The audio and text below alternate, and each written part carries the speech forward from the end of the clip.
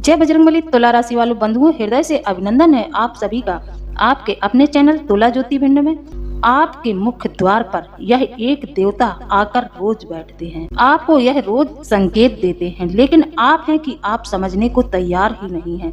आप समझ नहीं पा रहे हैं कि आपके मुख्य द्वार पर यह एक देवता क्यों आकर बार बार दस्तक देते हैं। रात्रि में 3 बजे यह प्रतिदिन आपके मुख्य द्वार पर आकर बैठते हैं।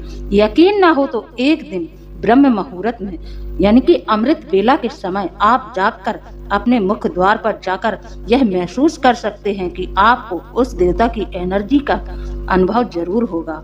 आपके मुख्य द्वार पर यह प्रतिदिन आकर बैठते हैं। क्यों बैठते हैं? कौन है ये? क्या चाहते हैं? क्या यह आपके घर की ग्रह दशा को बदलना चाहते हैं? क्या यह आपकी स्थिति को देखकर आप पर मेहरबान हो रहे हैं, या फिर यह आपका कुछ अनिष्ट करना चाहते हैं? यह सात्विक शक्ति है या फिर नकारात्मक शक्ति? इन सब बातों से आज हम पर्दा उठाने वाले हैं, तो आप लोगों से अनुरोध है कि वीडियो में शुरू से लेकर अंत तक बने रहें। यदि आप लोग आज इस रहस्य को नहीं जानेंगे तो आप लोग बहुत पछताएंगे, क्योंकि यह देवता सिर्फ और सिर्फ आपके घर की भलाई चाहती है। आपकी जानकारी के लिए बता दें, यह एक बहुत ही बड़ी सात्विक शक्ति है। यह कोई नकारात्मक ऊर्जा नहीं है, यह सात्विक ऊर्जा है और यह सिर्फ और सिर्फ आपकी भलाई चाहती है। तो आप लोगों को शुरू से लेकर अंत तक वीडियो में बने रहना है और पूरी जानकारी आपको लेकर ही रहना है। यदि समय बदलना चाहते हैं, यदि सचमुच में परिवर्तन चाहते हैं, रंग से राजा बनना चाहते हैं, तो आज आपको यह वीडियो पूरा देखना ही होगा। तो चलिए, बजरंगबली के जितने भी सच्चे भक्त हैं पूरी श्रद्धा भाव से कमेंट के माध्यम से बजरंगबली का आभार व्यक्त जरूर कर लें और वीडियो को ज्यादा से ज्यादा लोगों में शेयर कर दें। बंधुओं, हम चाहते हैं यह वीडियो ज्यादा से ज्यादा लोगों को प्राप्त हो, क्योंकि यह एक देवता नवरात्रि के ठीक एक दिन पहले रात्रि में 3 बजे आपके घर में आकर विराजमान होंगे। अभी तक यह आपके मुख्य द्वार पर रहते हैं, लेकिन अब यह नवरात्रि को यानी कि अमावस्या के दिन रात्रि में ही आप ही के घर में प्रवेश कर जाएंगे और आप लोगों के जीवन की दशा बदलने में यह देवता आपकी पूरी मदद करेंगे। यह आप पर मेहरबान है, यह आप पर कृपा करने वाले हैं। जिन लोगों के घर में अभी तक लोग कंवारे हैं, उनका विवाह नहीं हुआ है, उन लोगों के घर में तुरंत ही इसी नवरात्रि में विवाह के योग बन जाएंगे। कई लोगों के घर में इस तरह का, जिन लोगों के घर में बेटी बेटियों के विवाह नहीं हो रहे हैं, या फिर बच्चे किसी की बात नहीं मानते हैं, बड़े बुजुर्गों का सम्मान नहीं करते हैं, बच्चे अपनी अपनी रास्ते पर चलते हैं और गलत रास्ते पर चले जा रहे हैं, माता पिता का सम्मान नहीं कर रहे हैं, माता पिता की बात नहीं मान रहे हैं, उन सब लोगों के जीवन में परिवर्तन अब होने वाला है। इस अमावस्या की रात्रि में यह देवता आपके घर में प्रवेश करेंगे। आप लोगों से अनुरोध है कि अमावस्या की रात्रि में अपने मुख्य द्वार को साफ सुथरा कर दें, वहां पर एक चौमुखी दीपक प्रज्वलित कर दें और वहां पर आपको जल का अच्छे से छिड़काव कर देना है। गंगा जल हो तो आप गंगा जल का भी छिड़काव कर सकते हैं और मुख्य द्वार को ब्रह्म मुहूर्त यानी कि 3 बजे आपको खोल देना है। खोलने के बाद बस आपको हाथ जोड़कर प्रार्थना करनी है। वह देवता चुपचाप से आपके घर में प्रवेश कर जाएंगे। उनके प्रवेश करते ही आपको कुछ अनुभव होंगे, जैसे कि आपको अपने घर में एक धीमी सुगंध का अनुभव होगा, जैसे आपके घर में फूलों का बगीचा महक रहा होगा, इस तरह का अनुभव होगा। कई लोगों को कोई ना कोई खुशखबरी जरूर मिलेगी, कोई अटका हुआ कार्य उस दिन जरूर पूरा होगा। आपको ऐसा कोई फोन कॉल आएगा कि आज आपका यह कार्य पूरा हो जाएगा, आज आपकी मीटिंग फिक्स है, आज आपका जरूरी काम जरूर बनेगा। जो कार्य आपका काफी समय से अटका हुआ है, वह कार्य आपका नवरात्रि वाले दिन, जिस दिन माता आपके घर में प्रवेश करेंगी, उसी दिन से आपके घर में बिगड़े हुए कार्य बनने शुरू हो जाएंगे और नए नए अवसर आपको मिलेंगे। धन आगमन के रास्ते भी आपके घर में बनने शुरू हो जाएंगे। यह देवता बहुत ही ज्यादा आप पर मेहरबान है। इस देवता के आते ही आपके घर में 3 शक्ति विराजमान हो जाएंगी। एक तो माँ काली की शक्ति, दूसरी हनुमान जी की शक्ति, तीसरी भैरव बाबा की शक्ति। 3 शक्तियाँ आपका साथ देने के लिए आपके घर में विराजमान हो जाएंगी और आपके हर एक कार्य को पूरा करेंगी। आप जिस कार्य को सोचेंगे उस कार्य को यह शक्तियां जरूर पूरा करेंगी। लेकिन आपको हमने यह तो बता दिया कि यह 3 शक्ति भी आपके घर में प्रवेश करेंगी, लेकिन वह शक्ति कौन सी है जो हर रोज आपके मुख्य द्वार पर आकर बैठती है, पूरी रात्रि आपके मुख्य द्वार पर बैठती है। ब्रह्म मुहूर्त में 3 बजे के बाद आप जब अपना दरवाजा ब्रह्म मुहूर्त में नहीं खोलते हैं, आप अपना मुख्य द्वार सुबह 7 बजे से पहले नहीं खोलते हैं, इसलिए इसीलिए वह शक्ति बार बार आपके मुख द्वार से बैठकर चली जाती है। तो अब आपको हमने बता दिया है कि आपको अमावस्या के दिन यानी कि नवरात्रि के ठीक एक दिन पहले आपको अपना मुख द्वार ब्रह्म मुहूर्त में 3 बजे खोल देना है। बंधुओं, अभी तक आपने बहुत संघर्ष सहा है, आपने कदम कदम पर ठोकर खाई है, आपने कदम कदम पर अपमान भी सहा, यहाँ तक कि आपके रिश्ते भी खराब हुए हैं, आपने रिश्ते नातों में भी अपनी हार देखी है। आप जिस रिश्ते को चलाना चाहते थे वही रिश्ता आपसे दूर हो जाता था। अब आपका अच्छा समय आने वाला है, खुश हो जाइए और अपने आप को सकारात्मक ऊर्जा से भरें और बिल्कुल भी नकारात्मक विचार अपने मन में न रखें। अब आपके मन में यह सवाल उठ रहा होगा कि आखिर यह देवता कौन है, तो आप सभी की जानकारी के लिए बता दें। खुश हो जाएं, मन में बहुत ज्यादा उत्सुकता भरें और मन में विश्वास रखें। आप सभी की जानकारी के लिए बता दें, यह देवता कोई और नहीं है, यह संकट मोचन महाबली हनुमान जी हैं, जो रोज आपके मुख द्वार पर आकर बैठते हैं, आपके संकटों का हरण करने आए हैं, आपको हर एक मुसीबत से बचाने आए हैं। कई शत्रु ऐसे हैं जो आप पर तंत्र मंत्र करते रहते हैं। इस सब के चलते आपने बहुत कुछ खोया है, यहाँ तक कि कई लोगों ने तो अपने घर के सदस्य को भी खोया है। कई जनों के परिजनों की तंत्र मंत्र के चलते मृत्यु भी हो गई है। लेकिन अब नहीं, बहुत हुआ, अब आपको कुछ भी नहीं सहना है। अब सारे हिसाब किताब संकट मोचन महाबली हनुमान करेंगे और यह अमावस्या के दिन ही रात्रि में आपके घर में प्रवेश कर जाएंगे। बंधुओं, आपने पौराणिक कथाओं में यानी कि रामायण में भी सुना होगा कि एक बार हनुमान जी का युद्ध राहु के साथ हुआ था और हनुमान जी ने यह प्रतिज्ञा कर ली थी कि आज वह राहु को मार डालेंगे, आज वह राहु को समाप्त कर देंगे। लेकिन हनुमान जी राहु को ढूंढने के लिए चारों तरफ घूमे, लेकिन राहु छिपकर बैठ गया था। तो हनुमान जी को निद्रा आ गई, तो वह एक पेड़ के नीचे बैठकर विश्राम करने लगे। हनुमान जी सो गए थे। तभी से अमावस्या के दिन हनुमान जी की पूजा नहीं की जाती है। लेकिन हनुमान जी जिन लोगों के जीवन में संकट है, जिन लोगों के जीवन में परेशानी है, उन लोगों के मुख द्वार पर जाकर दस्तक जरूर देते हैं। बंधुओं, एक तो यह अमावस्या का दिन, दूसरा सुबह होते ही नवरात्रि माता प्रवेश आपके घर में करेंगी। तो आप लोगों को अपना मुख द्वार रात्रि में 3 बजे अमावस्या को ही खोल देना है। कहने का मतलब यह है कि आपको इस खास दिन को अपने अनुकूल बनाना है। इस खास दिन का आपको पूरा फायदा उठाना है। आपको इस खास मौके को बिल्कुल नहीं गंवाना है। जीवन में यदि परिवर्तन चाहते हैं तो इस रहस्य को समझें। अमावस्या के दिन हनुमान जी का स्मरण करके आपको अपने मुख्य द्वार को 3 बजे खोल देना है, जिससे कि हनुमान जी आपके घर में प्रवेश करें। जब हनुमान जी आपके घर में प्रवेश करेंगे तो आपके घर से सारी नकारात्मक ऊर्जाएं बाहर निकल जाएंगी। जब नकारात्मक ऊर्जाएं बाहर निकलेंगी तो आपके घर का ऑरा शुद्ध हो जाएगा। जब ऑरा शुद्ध हो जाएगा तो देवी शक्ति और बाबा भैरवनाथ की भी कृपा आपके घर पर हो जाएगी। बंधु, आप खुद जानते होंगे कि आपके जीवन में ऐसा समय आया है जिस समय आपको लगा है कि अब कुछ भी हो सकता है। आप बहुत ज्यादा उस समय में डरे भी हैं। आपके मन में बहुत ज्यादा उथल पुथल भी मची है। आपको लगता था कि आज ऐसा कार्य मेरा नहीं होगा, लेकिन आपका वह कार्य हो जाता था, क्योंकि संकट मोचन महाबली हनुमान जी आप पर हमेशा से ही कृपा बनाकर रखते थे और आपको हर एक संकट से बचाते थे। लेकिन बंधुओं, सोचने वाली बात यह है कि यह आपके घर में प्रवेश अब तक क्यों नहीं कर सके? आपके घर में इन्होंने प्रवेश क्यों नहीं किया? क्यों यह आपके मुख्य द्वार पर ही बैठे बैठे चले जाते थे? आपके मुख्य द्वार पर जितनी भी नकारात्मक शक्तियां आती थी या फिर जो लोग आप पर तंत्र मंत्र करवाते थे, उनको वापस वहीं से हनुमान जी ही भेज देते थे। इन्होंने कभी भी आपके घर में नकारात्मक शक्तियों को प्रवेश नहीं करने दिया। लेकिन बंधुओं, जो भी नकारात्मक शक्तियां हैं, जो भी तंत्र मंत्र हैं, वह किसी बाहर वाले के किए कराए नहीं है, वह घर के सदस्यों के ही किए कराए हैं। आपके भाई बंधु आपसे बहुत ज्यादा ईर्ष्या करते हैं और घर वालों को आप नहीं रखा सकते हैं। बाहर वालों को तो आप एक बार भगा भी सकते हैं, लेकिन घर का जो चोर होता है उससे आप अपने घर की रखवाली कभी नहीं कर सकते हैं। घर का भेदी लंका ढाए।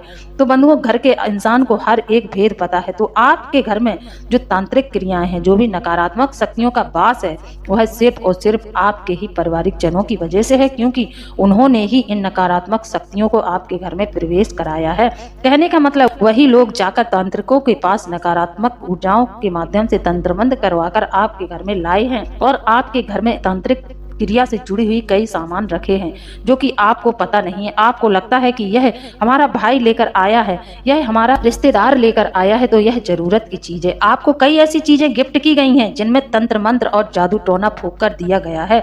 आपने उन चीजों को हंसते हंसते लेकर अपने घर में रख लिया है। क्या आप जानते हैं कि आपको जो गिफ्ट मिला है, गिफ्ट नहीं, आपकी बर्बादी का उपहार है और आपकी बर्बादी हुई भी है। इस हद तक आपको टोरा गया है कि आपकी जान पर ही आ बनी। अब आपके घर में हनुमान जी का प्रवेश क्यों नहीं हो पाया? क्योंकि बंधु आप ही की कुछ गलतियों की वजह से महाबली हनुमान जी आज तक आपके घर में प्रवेश नहीं कर पाए। तो बंधु आपको जो गलती आपने पहले की है उन गलतियों को आपको नहीं दोहराना है, क्योंकि आप ही की गलती की वजह से आप हनुमान जी से लाभ नहीं ले पा रहे हैं, हनुमान जी से अपने कार्य पूरे नहीं करवा पा रहे थे।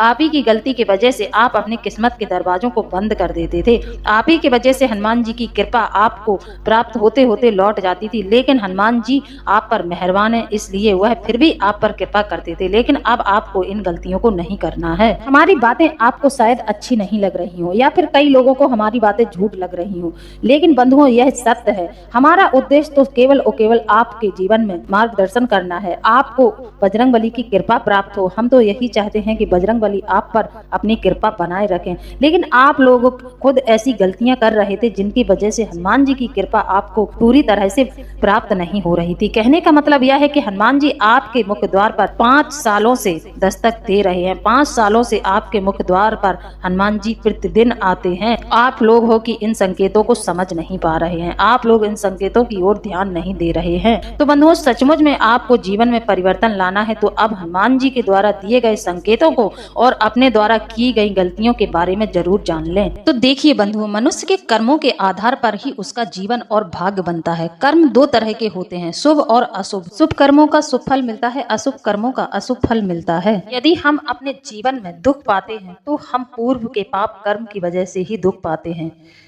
जब भी हम कोई भी कार्य बिना भगवान की मर्जी के करते हैं तो वह कार्य हमारा कभी भी पूरा नहीं होता है।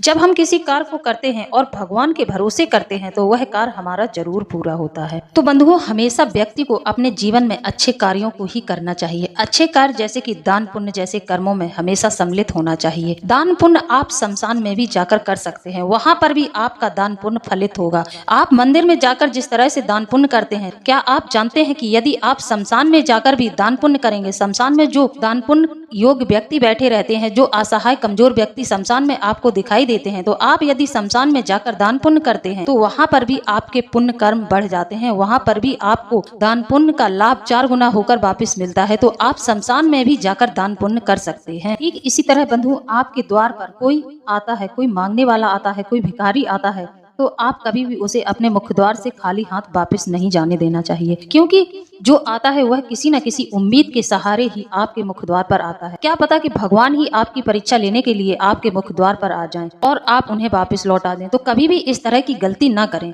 आप पे जो श्रद्धा बने, आप पे जितनी भी गुंजाइश हो, आप अपने सामर्थ्य अनुसार उसे कुछ न कुछ देकर ही अपने मुख्य द्वार से जाने दें। खाली हाथ कभी भी उसको वापस न लौटाएं। कार्यों को वापस लौटा देते हैं, उन्हें कुछ दिए बिना ही भगा देते हैं, उनसे भगवान रुष्ट हो जाते हैं, उनके मुख्य द्वार से साक्षात माता लक्ष्मी रूठकर चली जाती हैं। तो इस तरह की गलती बिल्कुल ना करें। तो आप सभी जानते हैं कि हमारा जो मुख्य द्वार होता है, हमारे मुख्य द्वार पर हमारी कुलदेवी का भी वास होता है और अष्टलक्ष्मी का भी वास होता है। साथ ही हमारे पितृ पूर्वजों का भी स्थान हमारे मुख्य द्वार की दहलीज पर होता है। तो कभी भी आप इस तरह के कार्यों को न करें। कभी भी अपने मुख्य द्वार पर खड़े होकर किसी का अपमान न करें, नहीं तो आपसे यह 3 देवी देवता रूठ जाते हैं। और जब यह देवता रूठ जाते हैं तो आपके घर से सुख समृद्धि चली जाती है और आपके घर में सकारात्मक ऊर्जा तो प्रवेश करने से रही, बल्कि नकारात्मक ऊर्जाएं प्रवेश करने लगती हैं और आपके कर्म भी खराब हो जाते हैं। इसी के साथ बंधुओं अपने मुख्य द्वार का पूर्णतः ख्याल रखें। वहाँ साफ सफाई हर एक व्यवस्था अच्छी रखें। वहाँ पर कूड़ेदान को न रखें, वहाँ पर जूता चप्पल न इकट्ठा होने दें। कई लोगों के घर में हमने देखा है कि मुख्य द्वार पर ही जूते चप्पल एक जगह इकट्ठे कर दिए जाते हैं। जो आता है वह मुख्य द्वार पर ही जूते चप्पल उतार देता है। इस तरह के नियम जो लोग रखते हैं, जो लोग इस हिसाब से अपने घर की व्यवस्था रखते हैं, उनके घर में हमेशा विपत्तियां आती, उन्हें मुसीबतों का सामना करना पड़ता है। मुख्य द्वार की नियमित रूप से सफाई करें, वहाँ गंगा जल से सिंचन करें और शाम के समय एक शुद्ध देसी घी का दीपक जरूर जलाएं। जब आप अपने मुख्य द्वार की व्यवस्था इस तरह की रखेंगे, तब आपके घर में देवी देवता प्रवेश करेंगे,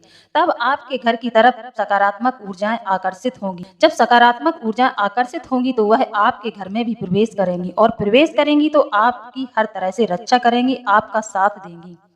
जैसा कि बंधुओं आप सभी जानते हैं कि 30 तारीख से नवरात्रि प्रारंभ हो रही है। तो अब कई लोगों का सवाल यह है कि उन्हें अपनी कुलदेवी के बारे में बिल्कुल भी पता नहीं है कि उनकी कुलदेवी कौन है। तो यदि आप चाहते हैं कि आपके घर में आपकी कुलदेवी का प्रवेश हो, आपकी कुलदेवी आपके घर में निवास करें, इन नवरात्रियों में आपकी कुलदेवी आपके घर में आए, आपको अपनी कुलदेवी की कृपा प्राप्त हो, तो आप एक काम जरूर कर सकते हैं। एक उपाय ऐसा है जो निश्चित तौर पर आपके घर में आपकी कुलदेवी का स्थायी रूप से प्रवेश करवा देंगी, उनकी कृपा आपको जरूर प्राप्त होगी। तो आपको करना क्या है, आपको बाजार से कुछ सामग्री लाना है। सामग्री आप नोट कर लें। आपको कोयला तो सभी के घर में होता है, जो लोग चूल्हा जलाते हैं तो कोयला सबको आसानी से प्राप्त हो जाता है। आपको 2 डरी कोयला की लेनी है, कोयला लेना है, और आपको चंदन लेना है, जो पाउडर वाला चंदन आता है वो चंदन लेना है, और उसमें 5 लौंग, 1 कपूर की टिक्की, इतना करके एक लाल कपड़े में बांधकर अपने मुख्य द्वार पर अमावस्या के दिन ही बांध देना। जैसे कि सुबह नवरात्रि प्रारंभ होनी है, आपको यह सामग्री अमावस्या के दिन ही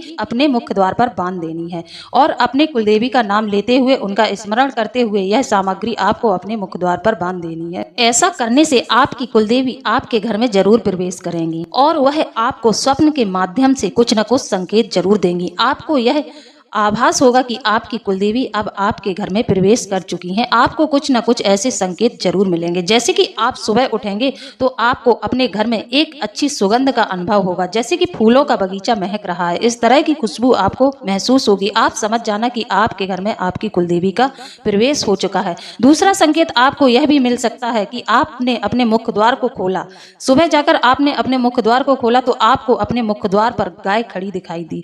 आपने जैसे ही दरवाजा खोला, आपको गाय अपने द्वार पर ही खड़ी दिखाई देगी, और वह गाय रवाती हुई आपको दिखाई देगी। तो आप समझ जाना कि आपके घर में आपकी कुलदेवी का आगमन हो चुका है। बंधुओं, इस तरह के संकेत आपको जरूर दिखाई देंगे। दूसरा उपाय आप लोगों के लिए यह रहेगा कि यदि आपको लग रहा है कि आपके घर में किसी भी तरह का पितरों का दोष है, पितर आपको कष्ट दे रहे हैं, पितरों का कोई दोष आपके घर में है, तो आपको इस अमावस्या की रात्रि में 1 लोटा जल रखना है, उसमें थोड़ी सी शक्कर डाल देनी है और 5 लौंगे डाल देनी है। सुबह उठकर आपको वह जल लेकर पूरे घर में घूमना है। अपने पूरे घर में घूमते हुए अपनी कुलदेवी का स्मरण करते हुए उस जल को ले जाकर नीम के पेड़ में डाल देना है।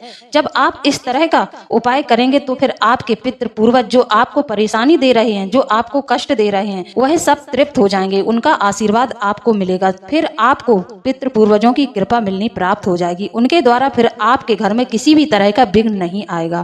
तो बंधुओं, उपाय यदि अच्छे लगे हैं, तो बंधुओं विचार यदि अच्छा लगा है, वीडियो यदि पसंद आई है, तो आप वीडियो को लाइक जरूर करें। इसी के साथ अब हम वीडियो को समाप्त करते हैं। मिलते हैं अगले ज्ञानवर्धक वीडियो में। जय बजरंगबली, जय बाबा भोलेनाथ, धन्यवाद।